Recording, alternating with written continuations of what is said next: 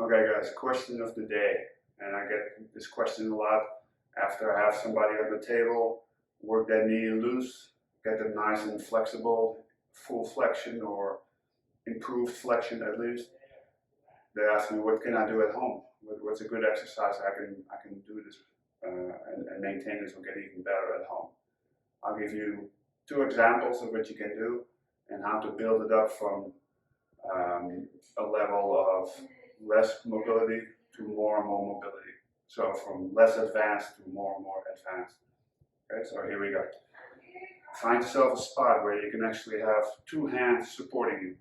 If you have old knees like myself, the first repetition is going to be a little tender or a little stiff in the knees when you try to go all the way into full flexion. By the way, why is it important to have full flexion?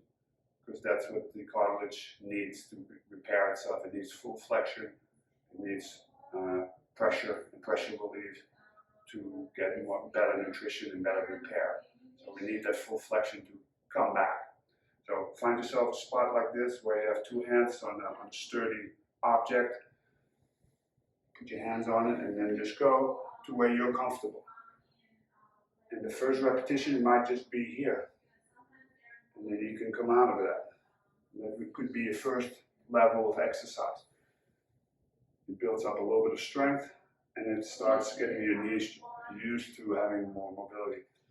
And you bring it up again. Now what we're going to strive for is to finally go all the way down into a full squat. Hamstrings and calves are touching each other, where you can comfortably rest on top of each other. And then the advancement of this is to create a stretch in this flexing position of the quadriceps. Come back out of that, a bit of a hip hinge into a hamstring stretch, hip flexion. Okay. Hip flexion, hip extension, hamstring stretch, knee extension. So it's full range of motion, pretty much of ankle, knee, and hip. So after a few repetitions, my knees warm up and make this a bit of an exercise. I can do it up to 15-20 times. Okay? And then I'll show you one advanced move. You need something for your knees, so find yourself a soft surface or a rolled up yoga mat. The first one you could do is you set it up like this. You start off in the full flexion.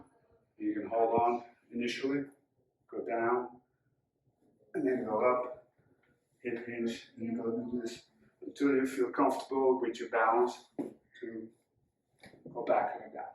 Okay, so I'm not quite there yet.